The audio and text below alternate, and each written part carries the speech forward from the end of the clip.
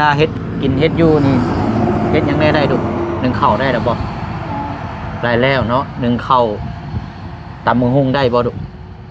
ตำมะฮุ่งก็ได้ไข่เจียวทอดอย่างนี้สิเด้ต้มไข่ต้มอย่างเฮ็ดเป็นอยู่บ่โอ้แกงหน่อไม้ก็เป็นอีกเอาบ่แซงให้รางวัลนะดุเด้ออันนี้ให้เจ้าส่วนตัวเด้อเก็บไว้เด้อดุเด้อเอาลงเอาเอามองกล้องให้แน่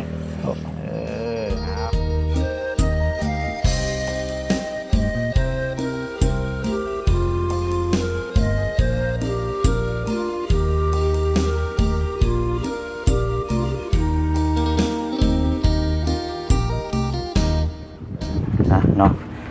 พร้อมหน้าพร้อมตากันอีกช่วงประมาณบ่ายโมงเนาะพี่น้องเนาะ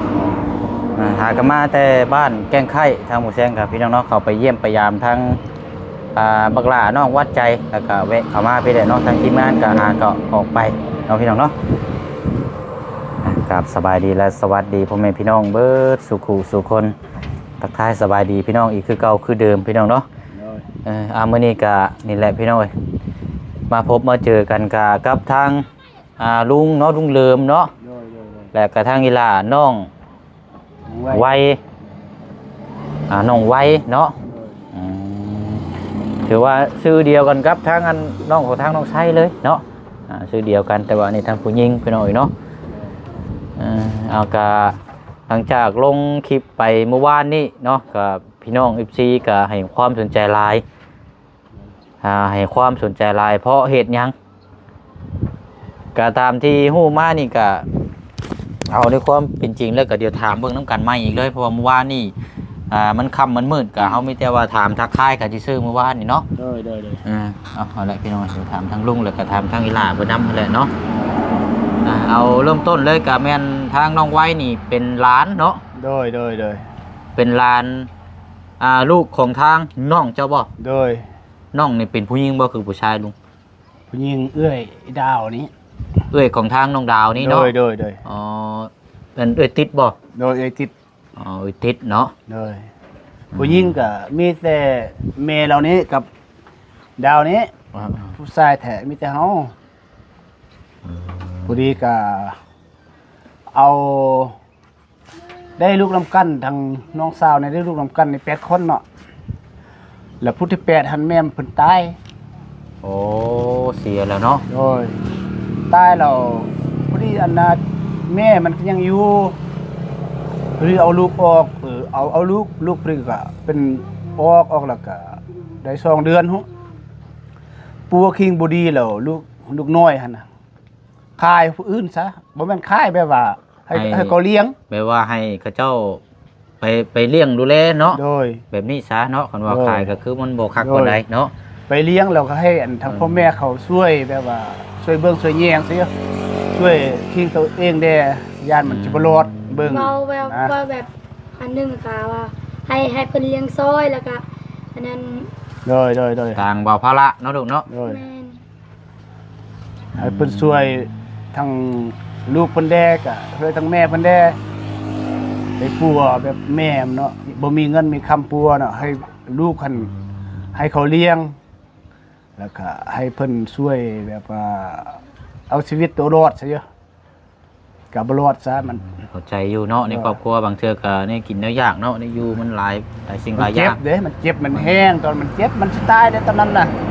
บ่ได้ฮอด10 มื้อมันตายมันมอบลูกให้อันน่ะให้เพิ่นเลี้ยงหั่นนะฮอด10 มื้อมันตายแล้วก็เอานี่แหละอาลานผู้นี้ก็2 คนมื้อนำอยู่นำเฮาเลยผู้ชายผู้นึงผู้หญิง2 คนผู้นึงก็ใหญ่แล้วเอาผัวแล้วผู้นึงเด้อบัดนี้ทางน้องไว้นี่มาอยู่นำลุงนี่ได้ตั้งแต่อายุจักปีนี่ลุงเจ้าดูแลน้องเพิ่นตั้งอายุ6 ปีโดยตอนนี้11ประมาณ5นี่เนาะโดยดูแลนี่5ปีแล้วเนาะโดยพอเสียงยังมาทันได้ฮอด11 ปี10 ปีเราก็เป็นวัดอยู่ได้นี่เจ้าเป็นวัดบ่ลูกคือเสียงบ่ค่อยมีแท้นี่แล้วก็ปีก้อนมันบ่ค่อยเว้าเนาะปีกายนี่ค่อยน่ะแห้ง ปีกายเนี่ยก็เป็นเจ็บคือว่านี่เจ็บตลอดเลยนะครอบครัวไกเลยคือว่าอันขอโทษขออภัยนะเด้อ โดย แบบว่าแม่พอตายบ่ฮอดปีแม่ก็ตายบ่ฮอดปีอันแม่ผู้นี้ก็ตายเลี่ยนๆเลยนะเราปีที่1ปีที่2หั่นแม่นปีที่1นั่นแหละอายผู้นี้เจ็บได้ฮอด 2-3 เดือนเจ็บเป็นหยังฮู้อยู่เป็นน้ำเฮือนฮู้เป็นน้ำหยังฮู้เป็นน้ำวัสนาเฮาฮู้ปัวอันผู้นั้นดีนี่ต่ออีกเป็น 2-3 เดือนผมจนล้นเบิดนี่ล้นเบิดหาออกเลยนี่นะ แล้วก็อันที่ว่าเราเกี่ยวกับโรคผมร่นนี่เป็นแต่จักปีแล้วนี่ลุงเคยไปหาหมอหาหยังอยู่บ่นี่นะ บ่ได้เคยไปคือว่าบ่มีเงิน แต่จักปีแล้วเราเป็นนี่ ได้ฮอดประมาณปีหนึ่งบ่ได้ จัก ฮอด ปีแล้วลูก เดือน8ไปใกล้นี่นะ บ่ได้เคยไปตรวจสุขภาพจักเทื่อว่าเกี่ยวกับโรคหยัง บ่ บ่ได้มี บ่ได้ไปบ่ว่าเพราะว่าบ่มีเงิน คันว่าไปตรวจนี่เพิ่นสิฮู้อยู่ดอกว่าเกี่ยวกับอิหยัง โด เนาะ ย ตอนนี้ก็ผมก็ยังร่นอยู่บ่ร่นแล้วเนาะลูกเนาะ ดีแล้ว ว่าแสดงว่าเริ่มดีน่าจะเป็นเกี่ยวกับเซลล์นี่แหละเนาะ เซลล์วิตามินโรคผมร่นผมร่วงนี่ก็มันก็เว้าหลายสาเหตุหลายปัจจัยเนาะ โดย บางคนก็เกี่ยวกับโรคต้องว่าโรคซะเนาะโรคไทรอยด์ โดย กินเลือด อันนี้ก็ผมร่น โดย แล้วก็ตามมานี่ก็เป็นมะเร็งพวกนี้แหละแต่ว่าบ่แม่นหรอกแต่ว่าบางเทื่ออาจจะเกี่ยวกับสุขภาพร่างกายเนี่ยอยู่นึกกิน โดย ก็เป็นไปได้เนาะ โดย เพราะว่าอาหารการกินอยู่มันส่วนน้อยกัน สนดบ่เพียงพอเนาะ บ่เพียงพอเนาะบ่ครบสารอาหารหาหมู่พี่น้อย เพราะเฮาก็มีเวียกหลายเด้ไปนี่เพราะว่ามีแต่เฮาหากินใช่มั้ยหาเงินหากำก็มีแต่เฮานั่นแหละเพราะทั้งเมียกับเฒ่าบ่มีผู้หากินเลยทั้งแม่นี่ก็ คือว่าแหละเพิ่นไปเฮ็ดเวียกให้เฮ็ดหน้ามาแต่ค่ำแต่มืดเนาะยันจะบ่ร้อนเฮาเทื่อกลับไปส่องเงินส่องค่ำก็บ่ได้คือว่าเนี่ยที่คนป่วยเจ็บป่วยเป็นแดก็ซื้อแนวกินแนวอยู่นั่นแหละก็บ่ทันมันหลายคนแน่เพราะว่าบ่มีบ่อนหาเงินแน่มันบ่ทันแบบนั้นนี่พุ่นน่ะยันเจ็บกันเป็นก็บ่มีเงินปัวก็ย้อนว่าสาเหตุบ่มีเงินบ่หาเงิน โอ้เนาะเอาดีแล้วพี่น้องเนาะถือว่าเป็นบุญของทางหล่าน้องไว้ที่ได้ดุงมาดูแลเนาะเพิ่นลื้ออยู่บ่ดุอยู่นำเจ้า ดื้อก็บ่ดื้อปานใดเนาะเพราะว่าฟังได้ซิอันเฮ็ดกินเฮ็ดอยู่นี่ก็บอกได้เพิ่นก็เฮ็ดอันนั้น เฮ็ดอันน่ะเฮ็ดกินเฮ็ดอยู่นี่เฮ็ดหยังได้ดุนึ่งข้าวได้ดอกบ่ได้แล้วเนาะนึ่งข้าวตำบักหุ่งได้บ่ดุตำบักหุ่งก็ได้ไข่เจียวทอดหยังจังซี่เด้ต้มไข่ต้มหยังเฮ็ดเป็นอยู่บ่โอ้แกงหน่อไม้ก็เป็นอีก เป็นแต่ผู้รสชาติ โอ้ มันก็ เก่งๆ คือว่าได้บ่มีผู้เฮ็ดมันก็ไปโรงเรียนมันก็เฮ็ดเองไปตอนเฮาไปอยู่เนาะ หนึ่งข้าวหนึ่งน้ำเฮ็ดกิน โดย จำเป็นต้องเฮ็ดเองเนาะ โดย แต่แค่ว่ามันมองไปทางใดบ่เห็นแล้วมันถูกบังคับเนาะ โดย บังคับ โดย แล้วมันการเรียนรู้ของเฮาเองเนาะ โดย เออ อันเรื่องเงินเรื่องคำก็คือกันยามเฮามีก็มื้อหนึงก็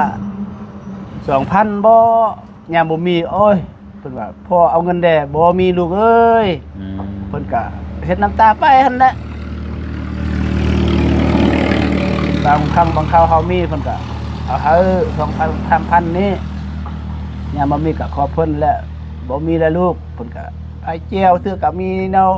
พักใบมีเพิ่นก็จับใบพักใบมีไปโรงเรียนอยู่แหละ โดยอันเดี๋ยวขอกลับไปอีกนึงก่อนพี่น้องเอ้ยอยากฮู้นำมันที่ว่าน้องอันพ่อแม่แล้วเสียนี่ก็เห็นหน้าพ่อหน้าแม่อยู่บ่ดุ เห็นอยู่บ่ว่า6 ปีเด้อเนาะ โดย ไงเดี๋ยวได้ไปยัง6 ปี เคยแต่ยังน้อยแม่ก็เสียไปประมาณ10 ปี3 ปี บอกง่ายสอนฟังอยู่เนาะดุงเนาะ โดย ทรงสิบ่ดื้อบ่มึนหรอกไปหน่อยเนาะเราเป็นคนเงียบ โดย เป็นคนเงียบการทำการเฮียนได้เสียฮอดปอใดมอใดแล้วนี่นะ ฮอดป ป .5 .5 โดย เออ ปห้า มันข้างตอนมันแม่มันตายหันมันเขาฮอดอันน่ะเขาปหนึ่ง หมอนึง ปหนึ่งแล้วมันแม่มันตายแล้วออกมาฮอดเฮือนช่วงน่ะ อ่า เขาก็เอามือฮอดเฮือนพุ่นมันเข้าต่ออีกพุ่นปสองหันมันข้างน่ะวิธีมันจีเข้าห้องปสามปีนั้นนะ อืม เขามาฮอดเฮือนพุ่นเขาบ่ได้เบิกประกาศคืนนั้นนี่แหละมันจิกลับไกลเข้าห้องเก่าหัน โดย คือกับคอยกัน มันเชื่อว่ากับแบบคล้ายๆกันกับทางน้องไซนี่แหละเนาะ เลย คันนั้นคันบ่ได้ น้องไซกับอันแม่เจ้าจากไปแต่จักอายุเท่าไรก็ดู แต่อายุ3 ปี 4 ปีแล้วเขายังพูดยังเลย เจ้ายังบ่ทันได้ฮู้ว่าแม่เป็นแบบใดเนาะ โดยคอยเบิ่งหูหูแต่อันนั้นคอยจื้อแต่ตอนแม่นั่นแม่เจาะหูให้คอยเจาะหูใส่เข็บ เจ้าหูอันนี้บ่ แม่เจาะหูใส่เข็บคอยห้องอันนี้ อันนี้ไม่ได้เจาะให้เจาะที่มือปีนี้เนาะมันอยากได้ดิเอาผู้เวียดมายิง นี่ทางนี้หากระเจาะปีนี้เนาะ เลย แม่เขาเจาะใส่เข็บเลยได้ อ่า เจาะใส่หูคอยให้อันนึงผมเจ็บไปเลย เอาเนาะก็ทางน้องไว้ก็เริ่มมือเริ่มสิใหญ่เนาะ เลย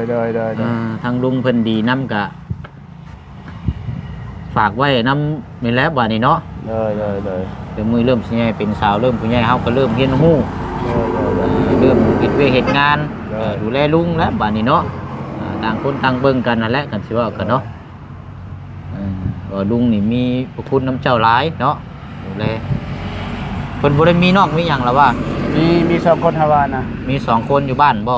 อันอยู่น้ำพ่ออันผู้นึงเนาะ อันผู้หนึงอยู่น้ำพ่อ ผู้ชายบักอ้ายอันอยู่น้ำพ่อมันไผแล้วผู้นึงหั่นเฮาว่าให้คนอื่นมาเลี้ยงหั่นนะ โดยอีกคนหนึงที่จะว่าให้คนอื่นเลี้ยงหั่นแหละเนาะ โดย แต่ว่าก็อยู่บ้านเดียวกันอยู่เนาะ บ่อันผู้เลี้ยงนี่อยู่ล่วงนี่ อยู่คนละบ้านบ่เนาะ โดยมีคนละบ้าน จักปีแล้วผู้นั้น อันน้องนะอันผู้เลี้ยงนะ ผู้เลี้ยงนะ วัน3 ปีปีนี้มันเหรอ โอ้ยังน้อยอยู่นี่เนาะ อันแม่จอดตายได้3 ปีปีนี้มันน่ะก็3 ปี มันมา3 ปี4 ปีเด้อ4-5 ปีบ่4 ปีแม่เราตาย นับเป็น3 ปี นั่นแหละ คือคนอันนั้นฉันว่าคือคนจีนใช่ไหมเนาะหน้าตาเราแดงสุดเลยเนาะคือคนจีนแน่ลูกเลยเนาะ Jur saja begitu nih. เอ้ยกินแล้วบ่ยาน่ะเป็นหวัดนะ Yang ยังบ่ทันได้กินครับ đời. บ่มีรถมียาบ่เนาะนี่พี่น้องเบิ่งก่อนซื้อยามากินนี่เนาะหากก็เป็นนี่บ่ เลยครับเป็นจากเขารถมานี่นะลงมานี่มันไล่ขึ้นต่อนี่มัน จะเกี่ยวกับแมงกันเนาะ โดย ใช่ยังสภาพอากาศก็แบบแตกต่างกันนิดนึงเนาะอยู่พุ่นเนาะ โดยอากาศที่พุ่นก็อยู่ด้วยก็เอาเย็นแดมีลมแดอยู่ที่มันเอาอบเอาฮ้อนแบบว่ามันอยู่ตรงเตียงนะมันเปลี่ยนสุดนะครับ เอาบัดนี้ก็คือว่าลุงนั่นลงมารอบนี้นั่นสิมาเฮ็ดเวียกอยู่พี่บ่ โดยว่าสั้นๆกันว่ามีเวียกเฮ็ดสิ คันว่ามีเวียกงานเฮ็ดเนาะ โดย ตอนนี้ยังบ่ทันได้ถามหาบ่หรือว่ายังอันนี้หรือว่ามีแล้วเวียกงาน ยังถามนะเคยว่ามีแต่เคยก็ยังบ่ได้ฮู้เทื่อว่าสิมีหรือบ่มีนะ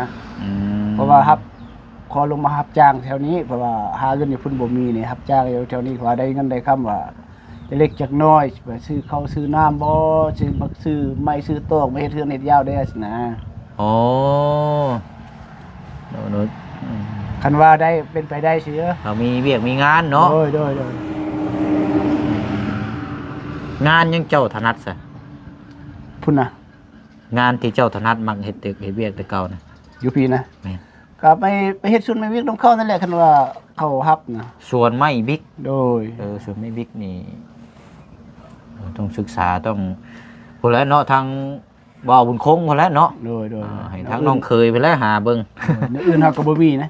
ต้องพึ่งพาน้องเคยในพื้นที่ได้พี่น้องจังสิฮู้เนาะ โดย เราต้องอาศัยผู้คนในพื้นที่ได้จังเวียกงานเนาะ แต่ก็นั่นนะไอ้เฮ็ดมันต้นน้ำเข้าก็เขาว่าหมดแล้วเป็นได้จ้างเฮ็ดชุดในวิกน้ำจีนนี่แหละ อันน่ะเวียกงานเกี่ยวกับก่อสร้างก็อย่างที่ลุงเคยเฮ็ดอยู่บ่เฮ็ดเฮือนเฮ็ดซานแบบนี้กบไม้กบตอกตะปูขึ้นโครงห่างโครงสร้างอย่างแบบนี้นี่เคยเฮ็ดอยู่บ่พวกนี้ บ่ได้เคยเพราะว่าเฮาก็บ่ได้ไปแถวสบ้านเมื่อเฮาก็บ่ได้บ่ได้เล่งนี่นะบ่ได้เคยเฮ็ดอันนั้นพี่แต่เฮ็ดแนวอยู่ป่าอยู่ดอยนี่แหละเป็ด อ๋อ ส่วนไม่บอกไม่วิกบ่จ้างเฮ็ดอย่างอื่นบ่ซั่นน่ะ เอาง่ายๆซะแบบคือเฮาอยู่แต่ในป่าในโรงแล้วก็ไม่เอาเฮ็ดงานแบบเรียบง่ายเนาะ โดย แต่ว่าเวียกงานแบบสร้างหรือว่าเฮ็ดเฮือนเฮ็ดซานนี่สินี่คือบ่เคยเฮ็ดเนาะ โดย โอ้ว่าถ้าว่าเป็นสร้างนั่นสิง่ายเนาะถ้าเป็นสร้างนี่สิง่าย เฉพาะเพราะว่าหาเวียกง่าย โดย เฮ็ดเฮือนเฮ็ดซานนี่สิรับจ็อบรับหยังไปแบบเทปูนเทหยังซี่นะมันก็พอได้เนาะ โดย คือกระเจ้าเฮ็ดจังซี่แล้วนี่สร้างเฮ็ดแบบนี้เทคือน้องชายนี่ 2-3 มื้อสิก็3-4 ล้านนี่แป๊บเดียวนี่เนาะ โดย ที่เขาเฮ็ดนะเอา เพราะว่างานยากแบบว่าเฮาบ่มีอาชีพติดตัวแน่ก็มันเฮ็ดสร้างก็บ่ได้เฮ็ดหยังก็แปลว่าเฮาบ่ได้ลงอยู่เขตสบ้านเฮ็ดซอกเวียกงานทำนำเข้านะ บ่เคยเฮ็ดงานแบบซี่เนาะ โดยนั้นแหละเฮายังบ่มีเงินจ่ายนำเพิ่นนี่นะเพราะว่าอยู่บ้านคืออยู่แต่บ้านนั่นแหละเฮ็ดให้เฮ็ดสวนอยู่หั่นแหละ เนาะอันเสื้อมีมาจากชุดลูกเสื้อเจ้าคือบ่เซงคือเห็นแต่ใส่ชุดนี้มา จะใส่ชุดนี้เมื่อวานนี่ก็คือเดียว ชุดเดียวนี่บ่ โดย เอามาจากชุดเสื้อเจ้า มาสุดนึงไอ้ ฮะ มีจากชุดถือมาแต่บ้าน 2ชุดบ่ 2ชุด โดย มีเสื้อ2ชุดเนาะเพราะว่าเมื่อวานนี่ก็เห็นใส่ชุดนี้มาใส่ชุดนี้อยู่เนาะ โดย เอาจังว่ากันพี่น้องเอ้ยแต่ว่าเกี่ยวกับสุขภาพร่างกายนี่คือว่า มันเอาเรื่องเลยเนาะมันบ่ยากคือเก่านี่มึงไหม เป็นนี่ได้นะ แต่มันลงมันก็คือว่าเรื่องเลยอยู่พุ่นก็เอาแดงได้นิดนึง ผิวเดืองบ่ โดย ผู้เรื่องบ่เป็นผิวขาวเพิ่น บ่มันเอาเรื่องหน่อยนึงไปว่ามันลง เรื่อง มันหักอยู่รถน่ะย่านมันสิมาเอารถแน่หักไปตามทางน่ะเข้าก็บ่ได้ค่อยกิน นั่นแม่นได้เฮาน่ะก็เมาแล้ว เข้าก็บ่ได้ค่อยกิน อยู่บ้านโอ้กินหลายได้อยู่บ้านพอพี่กินคำนึง2คำอิ่มแล้วบ่โอ้อิ่มแล้วเพิ่นว่า บ่ค่อยยอมรับก็ขี่รถไปกินข้าวบ่ได้เลยเม็ดหนึงกินบ่ได้ เมาได้บางคนก็บ่ถูกได้เนาะ แน่น บางคนก็บ่ถูก บ่มันหลายตัวแน่4ตัว ค่อยตายเลยเพิ่นค่อย อันตัวหนึ่ง2ตัวก็จะให้แน่นี่4ตัวดิโหด เพิ่นค่อยไปนี่ฮอดไปคนตายก็ ก็4ตัวรถเนาะอยู่เรื่องเดียวลูกแต่บ้านมาจอดปากหม้องมือหนึงฮอดปากหม้องไปฮอดเวียงคืนหนึงให้คืนหนึงแจ้งจนฮอด6:00 น ไอ้หารถมันได้เวลาแกตอนคิวยามแม่ ก็ 4 5 โอ้ย5ตัวกับรถตุ๊กๆ5ตัวยังฮอดพี่ 6กับรถประบุญ บ่6กับบ่5กับรถบุญนี่ บ่ หลายต่อเนาะ โดย เมื่อยแล้วพี่น้องบางที หมดมือคืนหมดคืนหมดมือหมดคืนหมดมืออย่าว่าเด้ คอยเป็นยุ่งเป็นตาย เนาะ เลย เอาเนาะเดี๋ยวจังคันสิว่าก็เวียกงานนี่แล้วจบจากขึ้นบ้านเฮือนซ่านนี่แหละเนาะ โดย เดี๋ยวจังหาเวียกหางานพี่น้องติดตามเบิ่งนํกันนี่แหละเนาะ โดย บัดไปเวียกงานกับทางน้องไว้นี่อาจจะได้อยู่น้าสาวบ่ โดย น้ำนาสาวหรือว่าทางแม่น้องชายนี่เนาะ โดย จะอยู่น้ำนี่ก่อนพี่น้องให้เวียกงานอยู่เฮือนในเช้านี่แหละเพราะว่าที่นี่ก็ไปก็บ่ได้เด้อเนาะเอาดีเด้อล่ะเนาะเฮ็ดเวียกเฮ็ดงานเนาะหาเงินหาหยังไรเมื่อแต่จังว่าเฮ็ดชานเนาะมาเยี่ยมยามคนละหลวงพระบางคนละแล้วก็มาไกลเอาเป็นยังได้นอขมเพราะน่ะเบิดแล้วบ่ ยังบ่ยังที่ใจ มาทดสอบใหม่อยู่ คมขึ้นสมอง ไว้ คมได้เมื่อคืนนี่จนปวดหดหัวเลย หมดจากเนี่ยโอ้จิหมดเล่นนี่ป่ะจี้กินนี่ป่ะ ฮะ กินนี่ป่ะ บ่เอาตัวซุกได้ บ่บ่ได้เอาจีเผาก่อนนี่ บ่คันว่ามันนั่นก็บ่แรงเพิ่นก่อนก็ได้ มื้อแรงมะ เอาอันตัวต้มหาแล้วเบิดแล้วบ่ บ่แล้วว่าสิบอกอัน บ่เป็นหยังค่ะคันว่านั่นก็บ่แรงลุง มื้อแรงเนาะ เอามื้อแรงก็ได้อ่ะ เออ บ่อยากแก้มือใช่หรอกว่าเป็นจังได๋อะนะ เด้อเป็นมื้อแรงกันสินะ เอาโอเคเนาะพี่น้อยเบิ่งก่อนเนาะมันเวลาเท่าไหร่แล้วอันนี้ ก็ อันเจ้าก็ไปโรงเรียนบ่ลูกมึงสิไปอยู่บ่ ไปแต่2 โมงขึ้นไป บ่าย2 โมงไปซั่นบ่ โดย อ๋อไป2 โมงตัวไปเรียนนี่ชั่วโมงหนึงมาเนาะ โดย เอาเนาะหน้าเศร้าแท้ มันอาย หน้าเศร้าแท้นี่บ่ บ่ได้เศร้า เอ้ยเนาะเส้นสวยเนาะ บ่ได้คิงมันดิ อัยางฮัดอันนี้เนาะยางฮัดผมอันนี้พี่น้องใส่ ยังแม่ มัด ยังแม่อันนี้ มา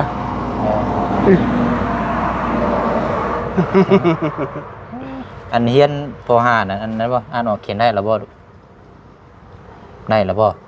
เขียนชื่อนี่ได้แล้วบ่โอ้ถือว่าได้เก่งได้ซะเนาะ คลายนะเกิดผมเลี้ยง เนาะเอาอะไรเนาะเพิ่นยังบ่ได้ซื้อหยังมาซะปักก็เฮ็ดกินอันแนวอยู่ได้กินหยังซะดุง แล้วก็ต้มอันน่ะเขาคั่วเฮ็ดตีกินหั่น อะไรก็ เฮ็ดเขามาให้เมื่อกี้นี่ เฮ็ด เฮ็ด เฮ็ดนางฟ้าบ่ ชีวิตที่เขามาซื้อมาให้ เฮ็ดจังซี่น่าเฮ็ดแบบเฮ็ดน่ะ ใช่ เฮ็ดอันนี้แหละ เฮ็ดนางฟ้าเนาะ เฮ็ด นาง นำ ฟ้าเฮ็ดนางฟ้าเนาะ คนจะเอานั่นเป็นนางฟ้าเลย แม่เฮ็ดนางฟ้าฟ้าเรือนลิ้นเนาะเออ ใส่ปลากันเรายอกเราเด้มันยังบ่ฮู้อยู่เนาะมายังบ่ทันลืมกัน ยังบ่ทัน หรือว่า คุ้นเคยยังอายอยู่ ฮู้มันเป็นไอ เออเบิ่งแมงไตนี่เข้าหูได้นี่เนาะเอาเนาะพี่น้อยว่าบ่ได้ซื้อหยังมาแต่ว่านี่แหละฟังเบิ่งตอนช่วงแรงพุ่นละสิเข้ามาหาใหม่เนาะเพราะเฮาไปเวียกโตออีกก่อน โดย เอาอันนี้ดูเสียงมอบรางวัลให้เด้อ โดย รางวัล เอาไป จักสิแม่นรางวัลหยังพี่น้องแต่ว่าอยากให้น้องเพิ่นเนาะ โดย เห็นแล้วก็เศร้า โดย หน้าตานี่คล้ายๆกับคนน้องสาวอยู่บ้านได้พี่น้องน้องสาวลูกพี่ลูกน้อง โดย ตอนยังน้อยเห็นในรูปนะหน้าเศร้าแบบเดียวกัน โดย ก็เลยคือเห็นภาพเนาะเอาบ่เสียงให้รางวัลนะลูกเด้ออันนี้ให้เจ้าส่วนโตวเด้อ นบ เก็บไว้เด้อลูกเด้อ โดย เอาลงเอามองกล้องให้แน่เอาอะไรพี่น้องเอ้ย ขอบใจหลายเด้อ ใจได้ นั่นแหละเนาะบ่เสียงสิขึ้นไปพุ่นแล้วบัดนี้ไปต่ออีกก้อนเด้อ โดย พากันกินข้าวกินน้ำซะเนาะ นี่อันมาดาวอุ่นน้ อันฮู้อยู่แต่ว่าใบอันนี้น่ะใบแสนเนาะอันนั้นนี่ได้ซะ 50 ใบ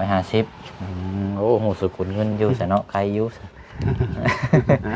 เอาอะไรเนาะมีแต่ว่าตามนั้นแหละจังว่ากันคุยกันใหม่ซะเนาะ โดย